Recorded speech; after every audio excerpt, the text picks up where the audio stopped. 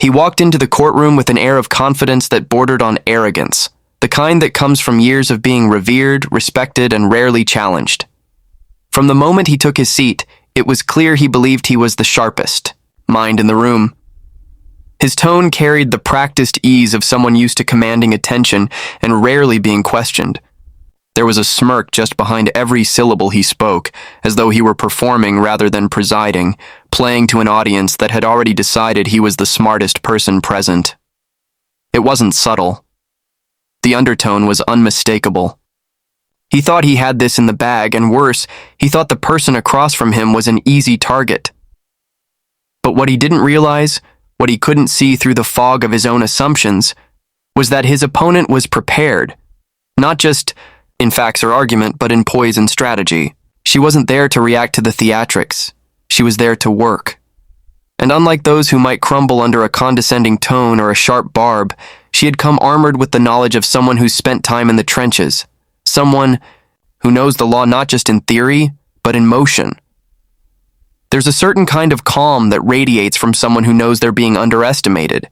It's not passive. It's active restraint. She listened, not out of intimidation, but calculation.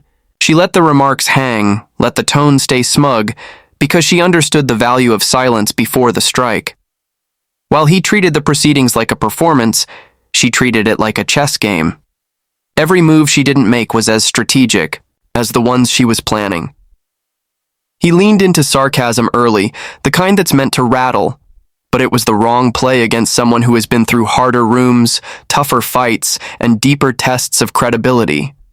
She didn't blink, didn't bite. She kept her posture straight, her voice level, and in doing so, she let the moment stretch. In that silence, something subtle shifted. The smirk started to falter. The performance began to feel flat. There was a realization dawning, not all at once but steadily, that maybe this wasn't going to go the way he thought. There's a danger in assuming you know who's in front of you. He saw a public figure and assumed a lack of substance. He heard her speak and assumed passion without precision. He read her presence as political rather than professional. And in that critical misread, he exposed himself, not just to error, but to embarrassment. Because while he was preoccupied with belittling, she was preparing to outmaneuver. The courtroom holds a mirror to intellect, and not always in the way people expect. It's not about volume. It's not about punchlines. It's about clarity, about the ability to walk into a trap and still find the higher ground. She did exactly that. With every passing minute, the dynamics shifted, not because she attacked, but because she didn't have to. The weight of her knowledge, her poise, her unwillingness to be drawn into petty theatrics, those things spoke louder than any clever insult. He had expected a mismatch. He got a masterclass. And the most powerful part? She didn't need to raise her voice or match his sarcasm. She simply existed in her element, letting her intellect speak for itself. She let the facts work. She let the law breathe. And in doing so, she allowed the courtroom to see the imbalance, to feel it. That's the thing about underestimation. It always looks like power at first, like control, like dominance. But when it's exposed, it doesn't just falter. It collapses, and as she sat across from him, responding with that steady calm, it was clear who had actually walked in prepared. From the moment the questioning began, it was obvious she had come ready, not just with arguments, but with an entire arsenal of legal insight sharpened by real-world experience. She didn't flinch, didn't hesitate. While others might have taken the bait or stumbled into defensiveness, she remained grounded. There was something methodical in the way she approached each point, like someone flipping through a well-worn mental file, each document indexed, labeled, and ready to go. Every sentence she spoke was intentional, measured, and rooted in a deep understanding of the law, not the kind learned in isolation, but the kind tested in courtrooms, refined under pressure, and proven over time. When the tone turned dismissive, she didn't rise to meet it with outrage. She rose with precision. And that precision became a weapon far more effective than volume or bravado. She laid out statutes, dissected precedent, and built her case with such clarity that each word pushed the energy in the room further in her direction. It wasn't theatrical, it was clinical. And that's what made it so powerful. She wasn't there to win over the gallery or trade jabs. She was there to make the argument airtight, and she did so with the confidence of someone who doesn't need to convince you of her intelligence. She just shows you. There's a unique silence that follows when someone expected to falter instead begins to dominate. That silence started to grow as she continued. You could feel the recalibration happening in real time. Eyes that might have dismissed her at first were now locked in, trying to keep up. Each response she gave wasn't just an answer, it was a layered construction of legal logic and factual relevance. She wove case law with practical application, making it plain that her understanding of the issues ran far deeper than surface-level talking points. Even more striking was her ability to stay composed. Not a flicker of irritation crossed her face. While others might have used the moment to strike back or indulge in pointed rhetoric, she stayed on message. Her calm was disarming, and in its presence, any attempt to undermine her intellect only made the contrast more stark. She didn't just diffuse the tension. She turned it into momentum. With each statement, she elevated the conversation from spectacle to substance. The most remarkable moments weren't the loud ones. They were the quiet ones, where she allowed a pause after speaking, letting the weight of her point settle. There's a confidence in silence, in knowing the strength of your argument well enough to give it room to breathe. And she knew. She knew the room had shifted, that the assumptions laid against her were starting to erode, not through confrontation, but through competence. The way she spoke of constitutional principles, of statutory interpretation, of real-life consequences tied to legal outcomes, it wasn't just informed, it was human. She brought the law to life, not as a distant set of rules, but as a system meant to serve real people in real situations. And still, she never once acted like she had something to prove. That was the key. She wasn't showing off. She wasn't pushing back to reclaim dignity. It had never been lost. She held her own with the grace of someone who has already fought harder battles, whose legal understanding comes not from reading, but from applying, from watching justice work, or fail, in front of her. That kind of knowledge doesn't waver under scrutiny. It thrives in it. What had started as an attempt to put her on the defensive had backfired. Instead of weakening her position, it had amplified it. Instead of rattling her, it had revealed her depth. And though no one in the room may have said it outright, the shift was visible. She wasn't reacting anymore. She was leading. And not just in rhetoric or posture, but in the actual structure of the conversation. The line of questioning had become secondary to her responses. The rhythm of the room followed her logic, her control of the facts, her clear command of the law. By the time she reached her final point, there was no need for dramatics. She had already won the exchange. At first, it seemed like she was simply holding her ground, speaking clearly, responding thoughtfully, refusing to be flustered. But as the exchange progressed, something deeper began to emerge. What started as a show of composure quickly evolved into a display of mastery. The courtroom atmosphere subtly shifted. What was once assumed to be a lopsided encounter, one where she would inevitably be outmaneuvered, became something far more compelling. The realization began to settle in the room, like a quiet breeze turning into a strong current. She wasn't just competent, she was brilliant. It didn't come in a dramatic outburst or a single jaw-dropping revelation. It was gradual, undeniable, and relentless. Every question tossed in her direction, no matter how loaded or complex, was met with layered, articulate responses that pulled in statute, precedent, policy implications, and lived experience. The kind of answer you don't fake. The kind that can only come from deep study, practical experience, and a mind that doesn't just understand the law, it lives in it. What caught everyone off guard wasn't just the depth of her answers, but how effortlessly she delivered them. No hesitation, no backtracking, no need to dig for credibility. She carried it with her. It was in the way she structured her arguments, flowing seamlessly from one point to the next, connecting threads that others missed entirely. There was a rhythm to her delivery, a structure to her reasoning that made it clear she had anticipated the attacks before they came. This wasn't improvisation. It was preparation elevated to an art form. The brilliance wasn't just academic. It was practical. She didn't speak in legal jargon to impress.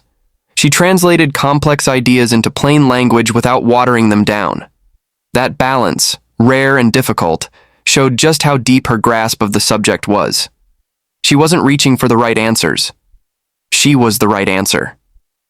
Each moment she spoke built on the last, constructing a narrative that was not only logical but powerful, persuasive, and rooted in a clear-eyed sense of justice.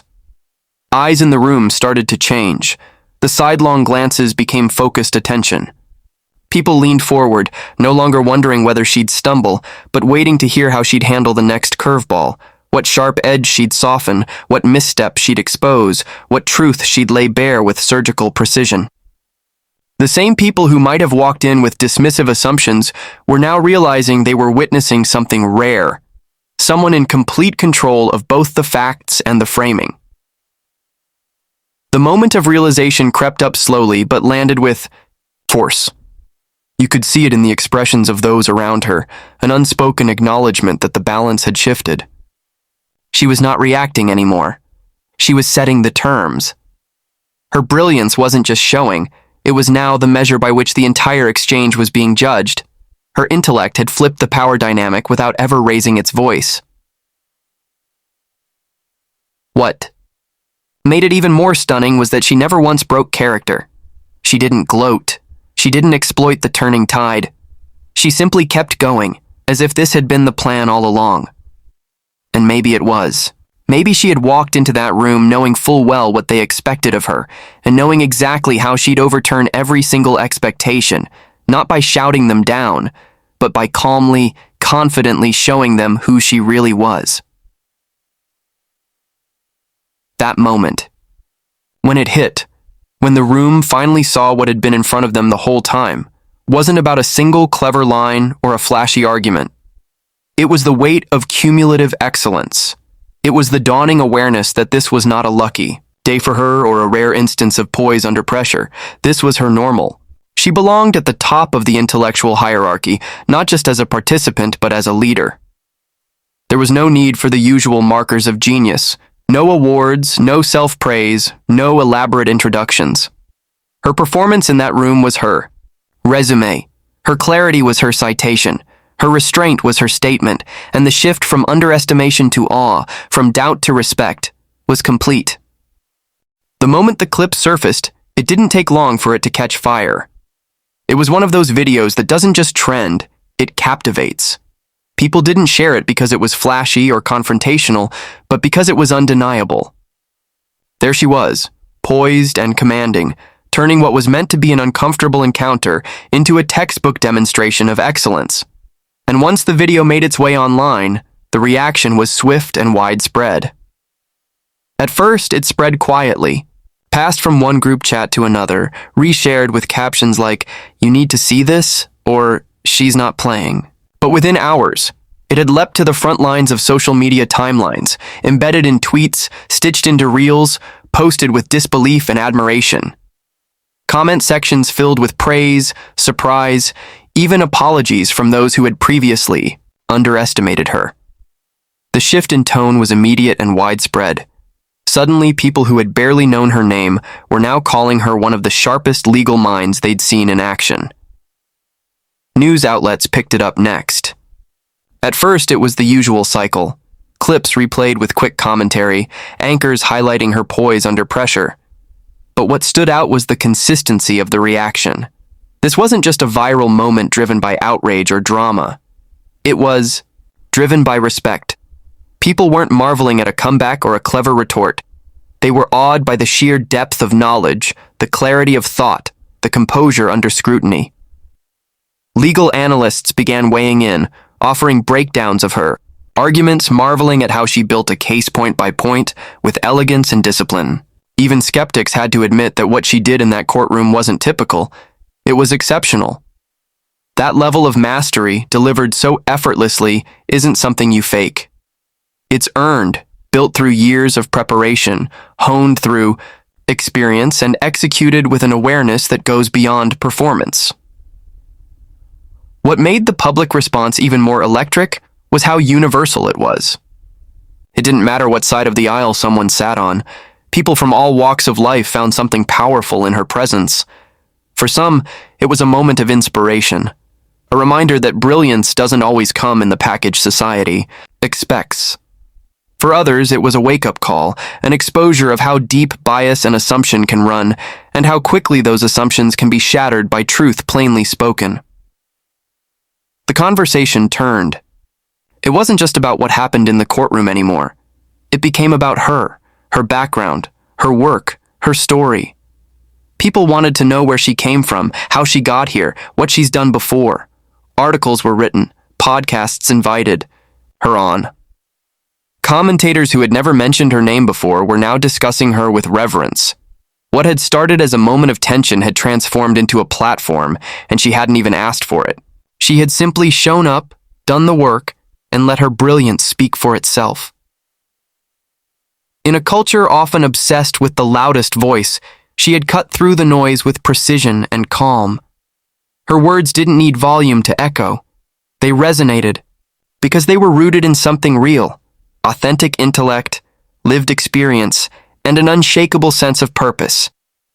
And people noticed, not just for the day, not just in the comment sections, they remembered. There was something deeply satisfying in watching the narrative flip, not because she demanded recognition, but because she earned it. It wasn't a victory made of viral applause. It was one made of respect, slow building and lasting. And the legacy of that moment extended far beyond likes and shares. It challenged perceptions, raised standards, and inspired conversation about what excellence really looks like. She didn't just leave an impression, she left a benchmark. The kind of example people will point to, not because she fought her way through a moment of hostility, but because she transcended it.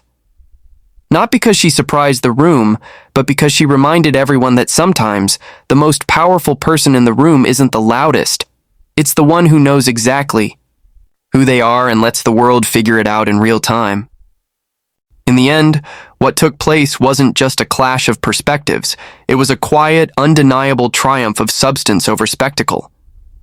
The moment itself may have been born in confrontation, but what endured was the impression left by a woman who refused to shrink, refused to be defined by assumptions, and refused to meet condescension with anything less than excellence. She didn't need to posture or retaliate. Her power was in her presence, her preparation, and her ability to remain rooted in who she was, even when others expected her to falter.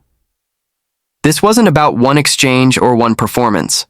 It was a rare window into what happens when intelligence, discipline, and integrity intersect under pressure. The world didn't walk away talking about an argument. They walked away talking about a mind. They talked about a woman who changed the energy of a room by refusing to meet its low expectations, instead elevating the entire conversation simply by showing what professionalism, brilliance, and grace can look like when fully realized. And perhaps that's what made it resonate so deeply. It wasn't just a moment of justice, it was a moment of clarity. For everyone watching, it was a reminder that genius doesn't always announce itself with fireworks. Sometimes it enters calmly, speaks precisely, and leaves the room transformed. Sometimes it doesn't need to clap back, because the truth it holds is louder than any insult. In the days that followed, the clip became more than viral. It became symbolic.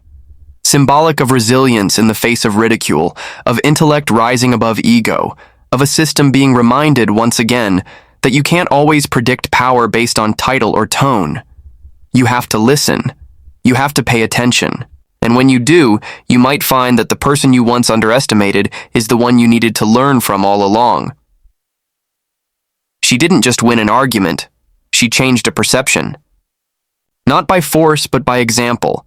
And that kind of impact doesn't fade. It inspires, it challenges, it lingers. Because real power doesn't need to shout.